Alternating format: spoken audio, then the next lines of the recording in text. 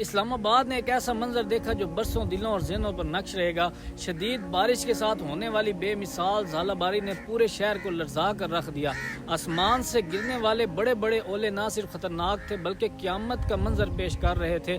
فیصل مسجد کی خوبصورت چھت کے شیشے چکنا چور ہو گئے اور شہر کی سڑکیں سفید اولوں سے بھر گئیں۔ بے شمار گاڑیوں کے شیشے ٹوٹ گئے، درخت جھک گئے اور لوگ گھروں کی کھڑکیوں سے یہ ہولناک منظر خوف اور حیرت سے دیکھتے رہے۔ یہ صرف ایک موسمی منظر نہیں تھا بلکہ ایک کھلی وارننگ تھی۔ موسمیاتی تبدیلیاں اب نظریاتی بحث کا موضوع نہیں رہیں بلکہ ہماری روزمرہ زندگی پر براہ راست اثر انداز ہو رہی ہیں۔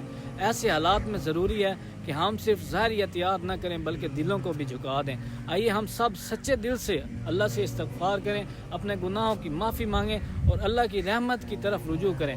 اللہ تعالی ہم سب پر اپنا خاص رحم فرمائے اور ان آزمائشوں سے محفوظ رکھے اور اپنے قرب کی توفیق عطا فرمائے۔ دعاؤں میں یاد رکھیں۔ السلام علیکم۔